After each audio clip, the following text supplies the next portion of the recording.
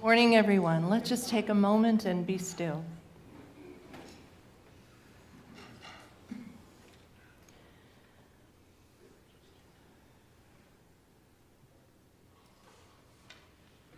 And we affirm together our invocation.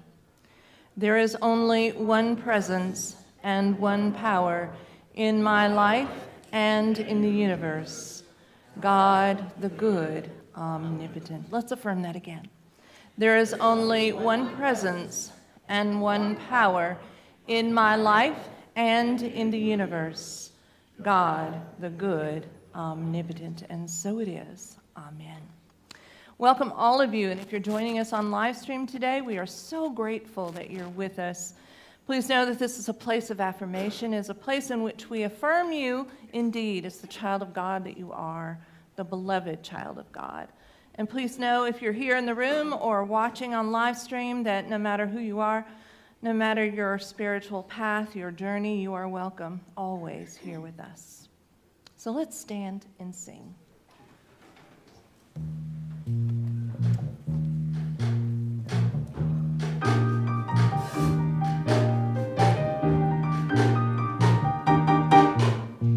This is the day that the Lord has made. Let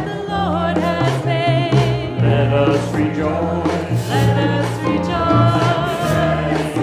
And be glad in it. This is the day that the Lord has made. Let us rejoice.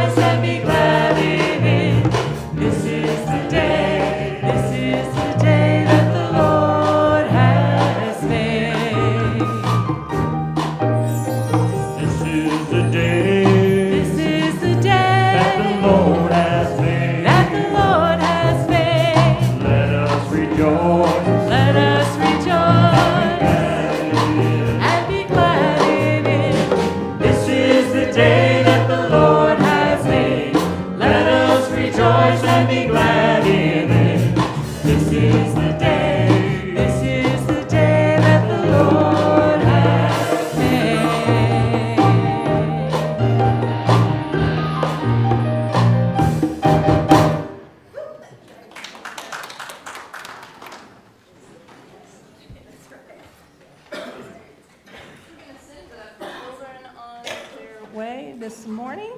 And let's join together in singing, "We Are Walking in the Light," together.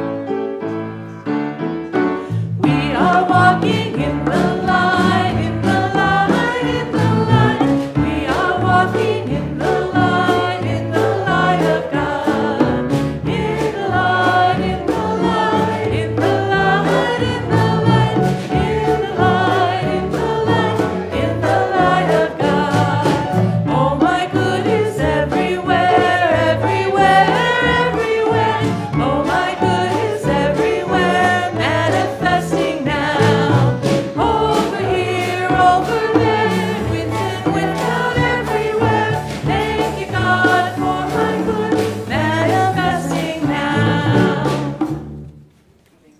And thank you, Jason, and Stephanie, and your guys.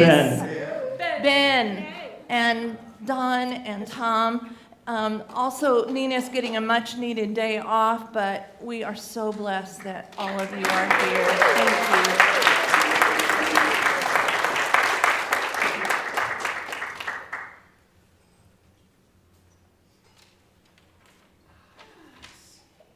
Good morning. Good morning. I'm Barb Buchanan, licensed Unity leader and prayer chaplain. And if you are a guest today, at the welcome table, there is a information packet you can pick up, and that tells you everything that you wanted to know about UCR. And we want to thank everybody who supported CR Pride and our LGBTQIA and siblings yesterday that marched during the Freedom Festival, and also attended the interfaith service, which was really marvelous. And we thank Susan and her CR Pride group for all of that good work.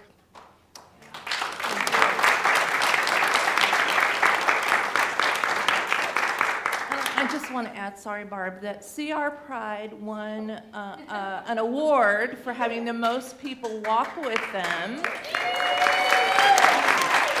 of any group, which included some of you. So thank you so much for that. 120 plus.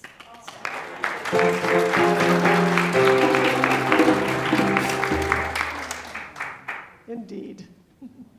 There are several meetings today. The first one's going to be in the community room, and that is the hospitality team, which is new. And we are looking for multiple people to join that, and a team lead that will have opportunities to provide food, snacks for meetings, UCR events, Sunday brunch, et cetera, et cetera, et cetera. In the strong room, the safety and secure team will meet. And in the Sacred Grounds and Books, we are feeding Willis and Dady today, and the outreach team will meet in there to make sandwiches for those people. And what is your vision for your life, your relationships, your career, your community, your world? Debra will lead a Vision Quest Play Shop July 15th, Saturday, from 10 to 2. And this will be an opportunity to release attachments to old dreams, assess current reality, and retain and retool your consciousness for an expanded and focused vision. And there's time to register for that, and at the welcome table, and also in the link in the e-news for that. Lunch will be provided, and it's on a love offering basis. And we know that Debra will, how could we not see Debra do her great things and workshops and classes and preaching? Do you want to say something about YFM? Yes, I want to say Okay. something about YFM. Okay. Our youth and family ministry volunteers are going to take a break during the month of July. So please know that there won't be any scheduled Sunday morning classes. However, I'm working on a calendar of fun things to do during the month of July on Sundays as well. So for the month of July, just know that we won't have regularly scheduled youth programs, and we'll begin again in the first Sunday in August. We'll have our activities table moved back in the sanctuary, But also by e-news, I'll have a schedule of things that will be available for children for some of the Sundays as well. So just keep your eyes on that. We want to thank our YFM volunteers who have done such a marvelous job and just need a little break during the month of July. So thank you. Polly Gould is our prayer partner today, and the prayer room is right in that direction. And she'll be honored to pray with you, and she's also our Sunday assistant if you would have any questions to ask Polly. So please join me in saying our statement of purpose. Unity is a positive path for spiritual living. We gather to create an experience of spirit. At UCR, we offer practical teachings that empower abundant and meaningful living. Meeting you right where you are, we endeavor to provide a variety of ways to support your path of spiritual living. Our mission is to provide spiritual awareness and share the wonder and joy of God's love. So I invite you to hear the words of the daily word today, and the word is joy. I am blessed with indwelling joy. In John's Gospel, Jesus prays his disciples and all who receive their message will experience for themselves the joy he knows. I share in Jesus' joy as I remember I am a living expression of the divine, created in God's image and likeness, just as Jesus was. My ability to express love, life, wisdom, and all other qualities of God is limited only by my willingness to live from my spiritual nature. I am one with God and one in the allness of God with all people everywhere. The joy Jesus described remains with me no matter what is happening around me. I know wholeness in the midst of illness, abundance amid the appearance of lack, even sadness in the aftermath of a loss cannot overtake my joy. From John 15:11, I have said these things to you so that my joy may be in you and that your joy may be complete. Stephanie and I will, and Ben will sing the song through once, and then we'll ask you to join us.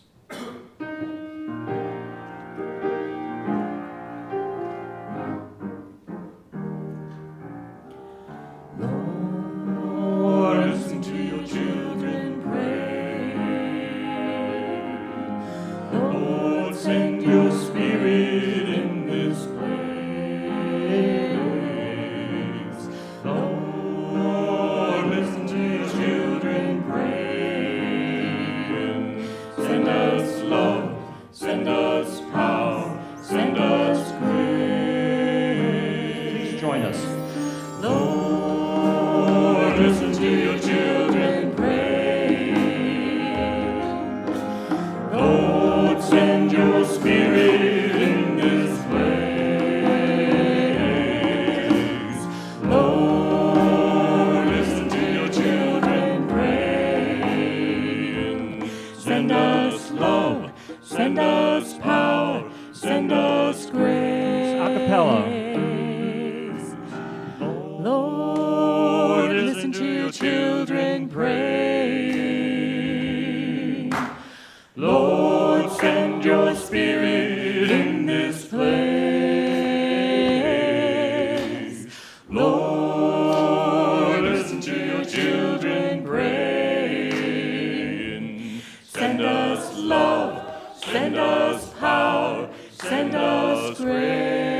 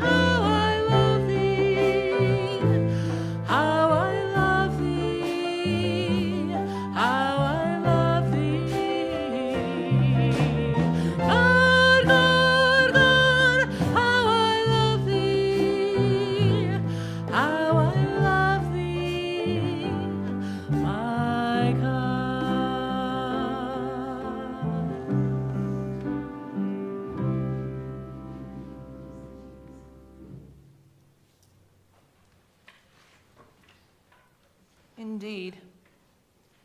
My God, how I love you. In this time of prayer and meditation, I invite you just to get still, to breathe, to open your mind and heart to the movement of Spirit within you.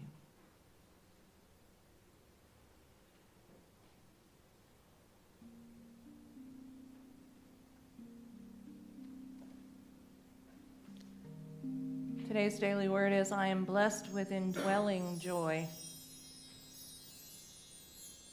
I am blessed with indwelling joy. Joy is simply the impulse of the movement of Spirit within us, our response to that movement.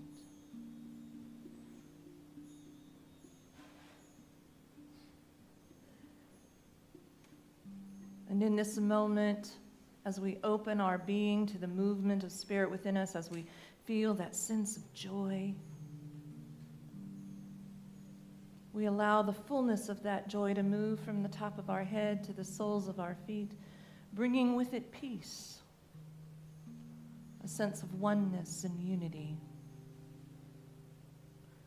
The fragmented parts of our being are brought together in one seamless whole.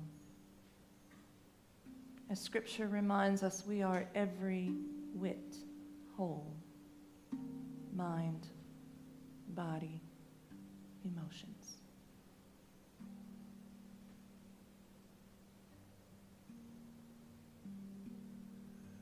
The word wholeness and holy come from the same root words. As we experience our wholeness, we also are reminded of our holiness, of our sacredness.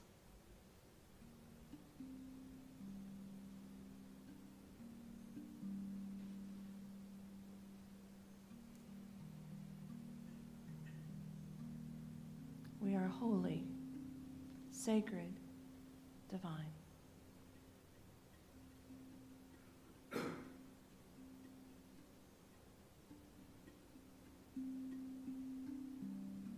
And the joy that we feel in this moment is the byproduct, is the result of being in this moment now. Being in the presence as the presence.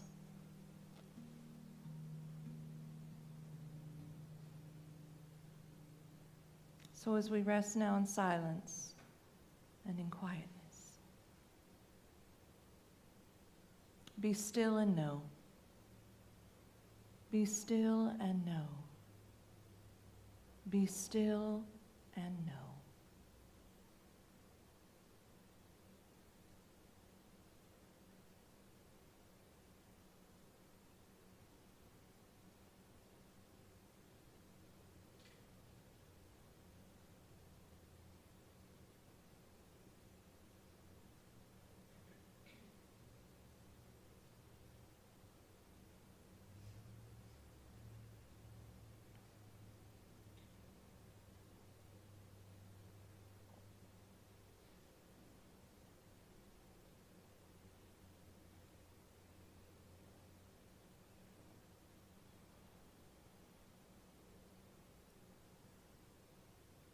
I am blessed with indwelling joy.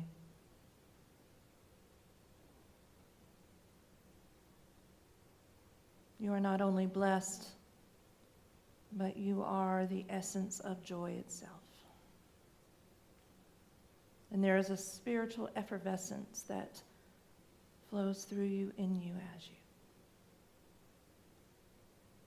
You are free with the freedom of spirit. You are free, for you are no longer tethered to the past and its concerns or the future and its anxieties.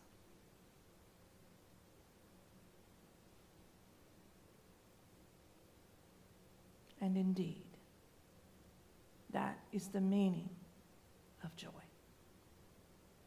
And as we bring our attention back to this time and to this place, as we become aware of our surroundings and those around us, we send a blessing. And we accumulate the blessings in this room, and we send them forth with joy into the world to do their healing, transforming work. And we trust and know that truly all is well. And we say thank you, thank you, thank you, Spirit. And so it is, and so it shall ever be. Amen.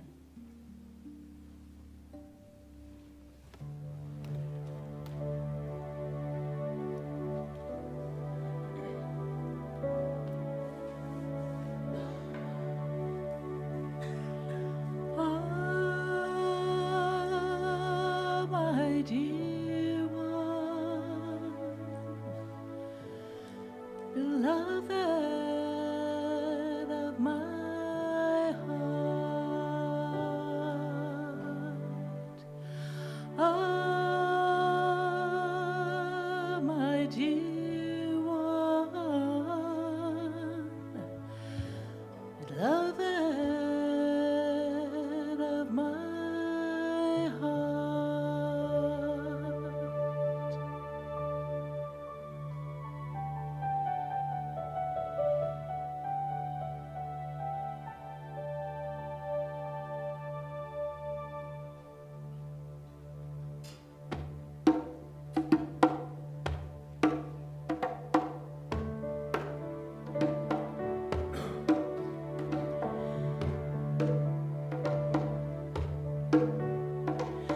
By what name shall I call thee? With what voice shall I beckon thee? Is it Allah or Buddha, Krishna or Jesus, or simply my dear one, beloved of my heart, or simply my dear one, beloved of my heart. By what name shall I call thee? With what voice shall I beckon thee? Is it Allah or Buddha, Krishna or Jesus, or simply my dear one, beloved of my heart. By what name shall I call thee? With what voice shall I beckon thee? Is it Allah or Buddha? Is it Krishna or Jesus, or simply my dear one, beloved of my heart?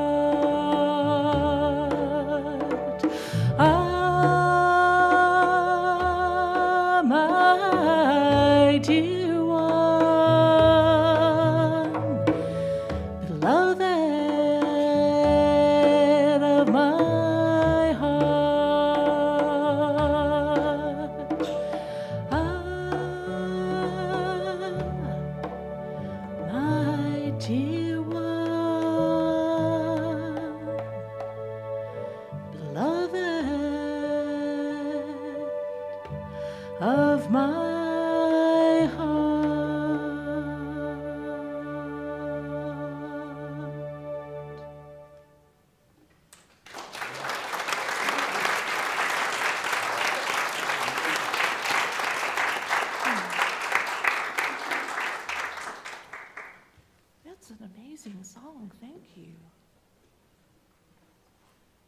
It's written by Michael Singer. Is that the same Michael Singer as our book, I wonder? It is. Amazing. I didn't know he did that. Thank you, Stephanie. So today we are using the book Living Untethered, which is a companion to The Untethered Soul by Michael Singer, as the basis for the lesson today. We studied The Untethered Soul in our Thursday book study for a while, so those of you who are in that will hear some ideas that you've heard before, some familiar notions. The book is a guide for us. It really takes the work in The Untethered Soul and gives us some practical ideas, fleshes out a few more of the ideas within The Untethered Soul. But as I often would do with students when I was teaching, let's get some vocabulary words out of the way so that we can come to it from a basis of common understanding. First, what does it mean to be untethered? Untethered means to be free, to not be bound, to not be attached, chained to something. And in Unity, we teach the soul, much like Michael Singer does, a little bit of nuance. In Unity, we teach that we are spirit, soul, and body. That spirit aspect of our being is that higher consciousness, that awareness that is connected to the Christ mind. Our soul is the accumulation of our consciousness, our memories, those things of which we are conscious and unconscious. It is the storehouse of our personality, of our behaviors. All of that is within this soul aspect of our being, and then the body, the physical self. And so where we do the work, because spirit, that spiritual aspect of our being is unchanging, where we do our transformative work is in this soul level of our being, to change it, to transform it, to bring it into alignment with this higher self. And so you hear some of conversation here about doing our soul work, about doing that work within our awareness, our consciousness, with our behaviors, with our reactions, our responses. That's what we mean by that. I love what he says in this book. That what we are looking for is freedom. Freedom from perhaps some psychological scars that we have allowed to build scar tissue within us so that begin to frame and to direct our responses to life. This is a key point. He writes, the moment in front of you, this present experience, what we are experiencing right now, in the here and now, is not bothering you. You are bothering yourself about the moment in front of you. Do you get that? Do you get the difference? It's not what's going on around you that's bothering you. It's what's happening within you, your reactions and your responses to that which is in front of you. And so what we find ourselves doing is often reacting to these experiences. We resist them. And this resistance that we experience creates tension in our lives. It creates tension in our relationships. And so we need to be careful about that.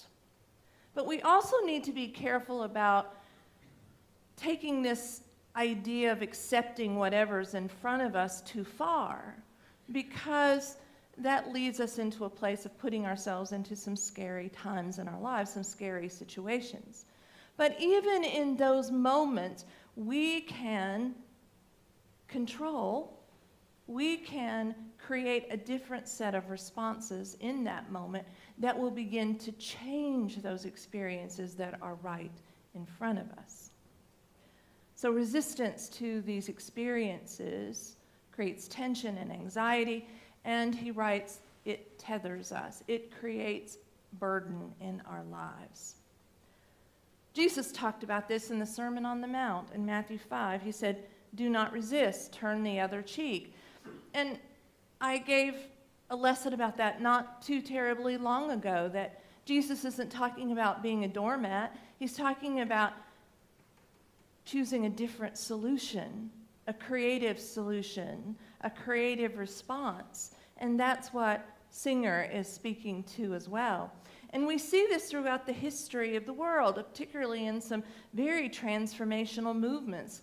Civil rights in this country, not resisting, this idea of non-resistance.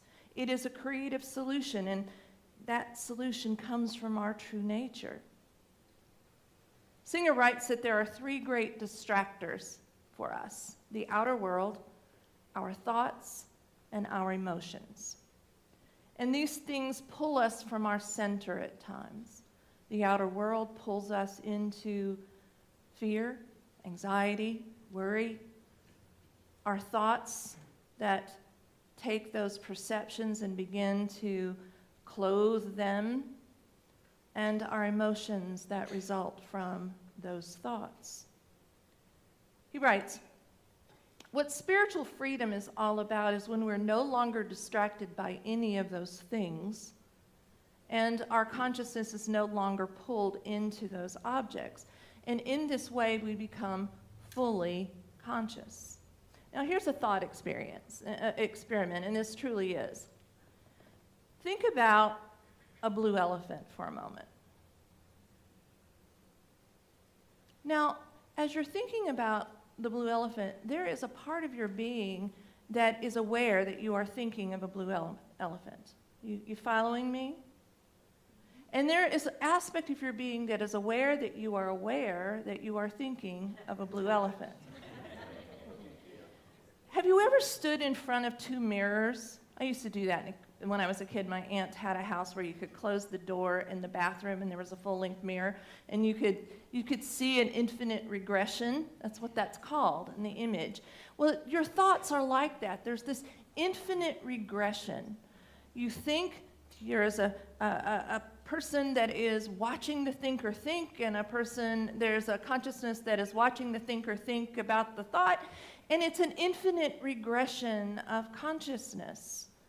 And Singer says that as we are aware of this, we become somewhat aware, to use the word again, that there is a higher consciousness within us with which we are one.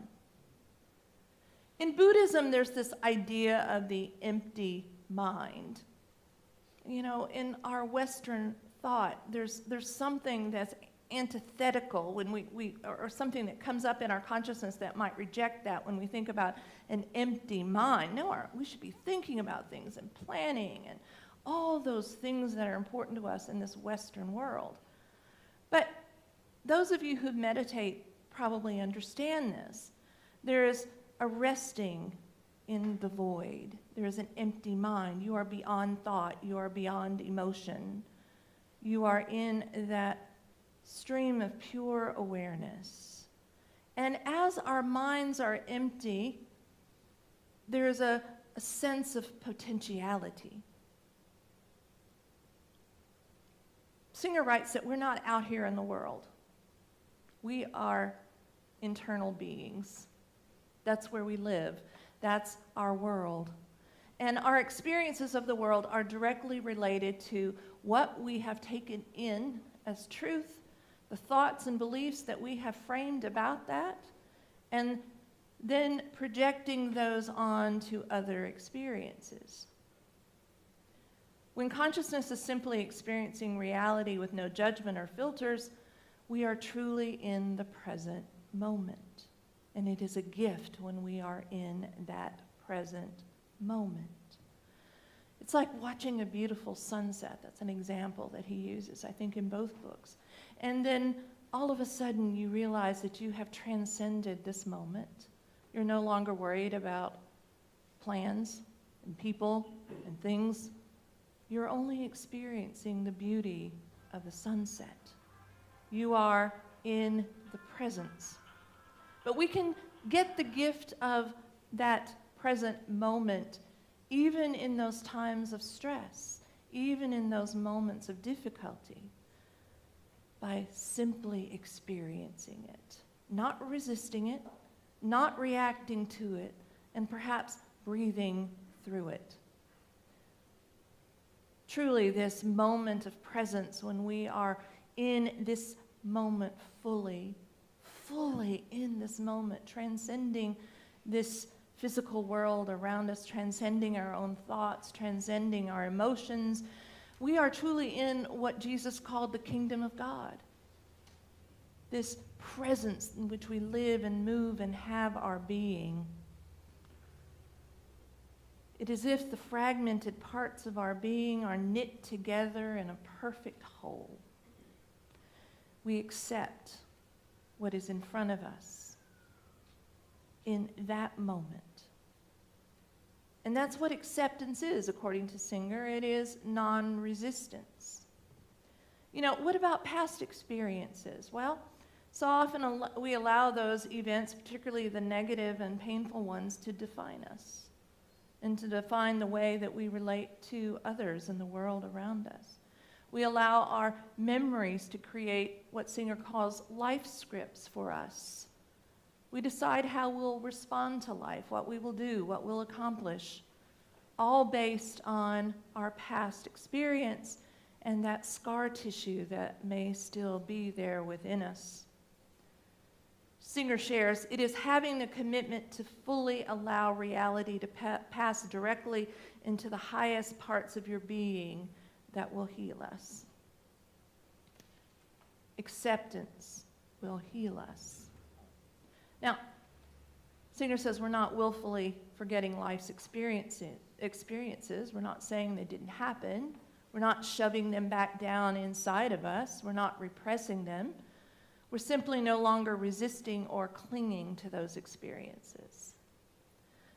This idea, this dual idea of resisting and clinging is important in this book, this notion of past experiences. When we see something that vaguely reminds us of that, we're immediately resisting, right? We're resisting relationship with others. We're resisting experiences. But we also cling to those good things, right? The best example I have of this is if you've had a long-time friendship or relationship with someone who passes, and you cling to the memory of that, right? You cling to the memory of that so that every other person that you meet, you project what you have clung to, the joy of that, onto them. And so there are unmet expectations, impossible expectations to meet in your life. So we either resist or we cling. Things come into our lives, and as we are non-resistant, they pass through our experience. You've heard me say so often, I'm not the only one who says this, that the most important words in the Bible are, "and it came to pass." It did not come to stay. It came to pass. And how true that is. And how true it is that our lives will be changed if we no longer cling nor resist the experiences that are right in front of us, no longer project onto them the results of the scars within our being. And so this brings us to emotions. Singer talks a lot about that. He says emotions are like clouds instead of divine objects. They come up when you least expect it, like a wave flowing over you. They are simply, he writes, the change in energy, a change in some energy within you. And he likens it to Luke Skywalker, or Obi-Wan in Star Wars, when Obi-Wan says, there has been a disturbance in the Force, right? So our emotions, whatever they are, there's a disturbance in this energy within us in some way. Sometimes because of our resistance, sometimes because of our clinging. An emotional presence does not require for us to be stuck, passive, or victimized by a circumstance. We can change it. Our feelings, as they are allowed to come up, untether us because we free something of the energy of that scar within us. And sometimes we shut down our emotions as well. We need to get clarity around the shutting down of those emotions. And by that I mean not feeling them, not being in a non-resistant posture to them, but shoving them down deeply within us. Number one, we're afraid that it'll hurt too much. And it's going to hurt us more. It's going to hurt us more in the long run if we surpass the emotion, if we just shove it down deep inside of us. The second one, this is one that I'm guilty of. I need to be strong. Emotions are not a sign of weakness, expressed emotions, but of strength and vulnerability. And for me, vulnerability is one of the highest aspects of strength.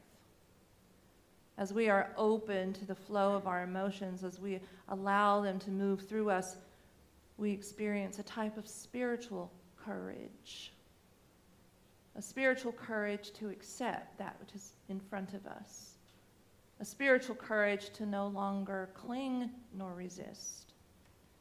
And being emotionally mature, allowing your emotions to be present, brings a kind of wisdom that helps us to begin to express our emotions in healthy ways. And so I invite you to do a little bit more digging in this book. It's a great book. We have some available in the bookstore today. To begin to pay attention to your thinking and the thinker that is thinking in and through you, and to be aware of this multivalent universe of consciousness that is within you.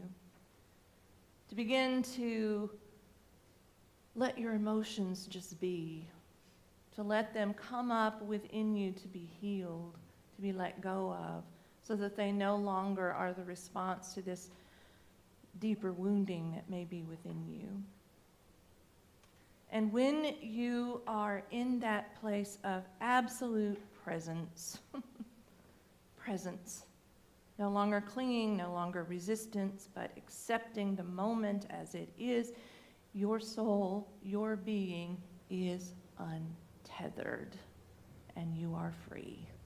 God bless you.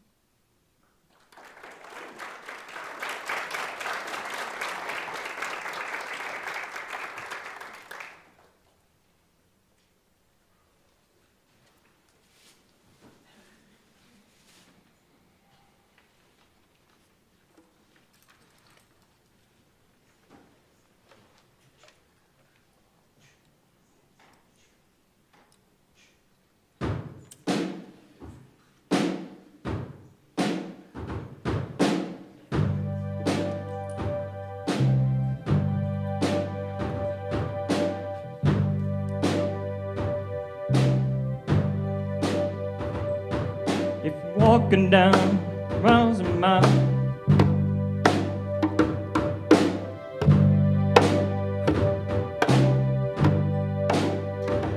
if you're walking the same old road for miles and miles, you've been hearing the same old voice of the same old lies. If you're trying to fill the same old holes inside,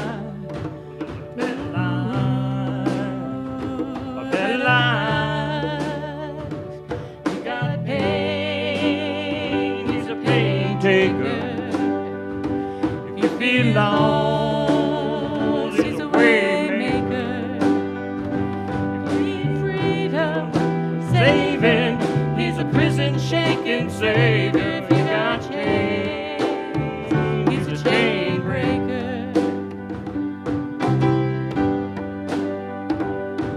All search for the light of day in the dead of night. We've all found ourselves worn out from the same old fight. We're all running to things we know that just ain't right. When there's a better life, a better life. You got pain, he's a pain taker.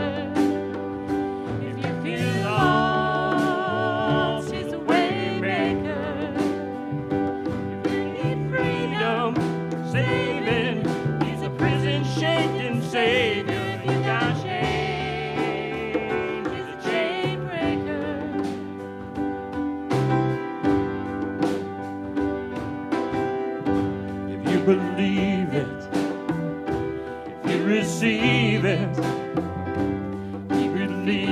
somebody testify. If you believe it, if you receive it, you believe it, somebody testify. If you believe it, if you receive it, if you believe it, somebody testify.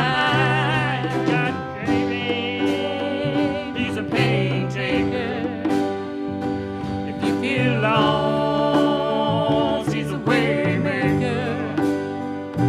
If you need freedom or savior, he's a prison shaking savior. If you got pain, he's a chain breaker.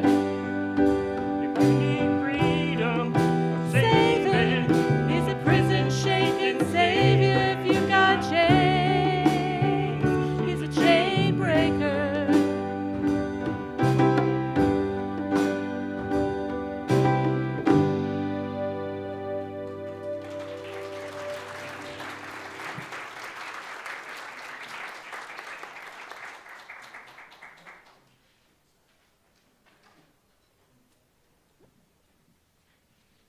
I invite our ushers to come forward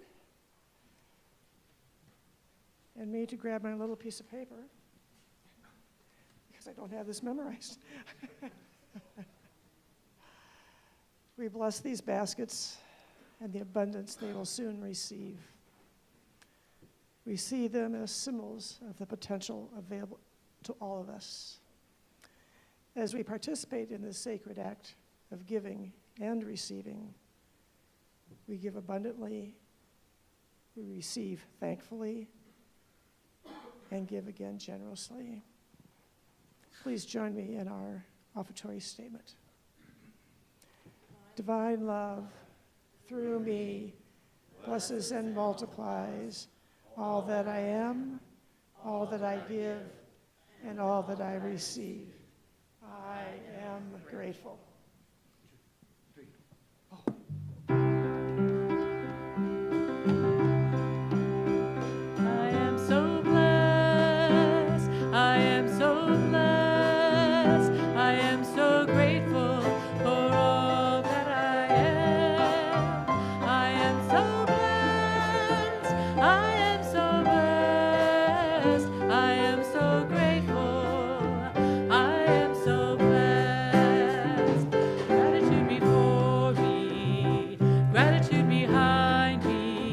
Gratitude to the left of me, gratitude to the right of me, gratitude above me, gratitude below me, gratitude within me, gratitude all around me.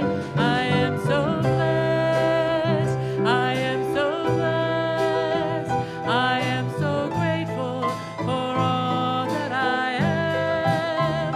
I am so blessed, I am so blessed, I am so grateful, I am so blessed, I am so grateful, I am so blessed.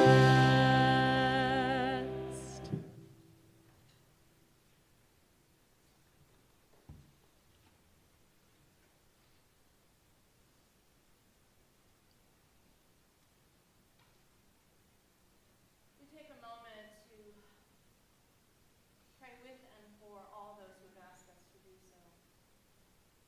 We trust and know that mighty currents of God's healing love are flowing through each and every one of them, to heal, to bless, and to prosper them in every good thing.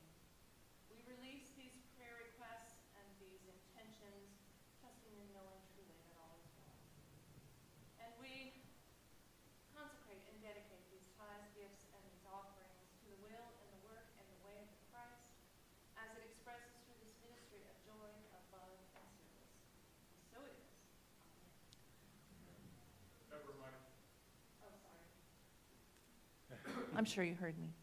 Let's all stand. 1, 2, 3, 4, 5, 6.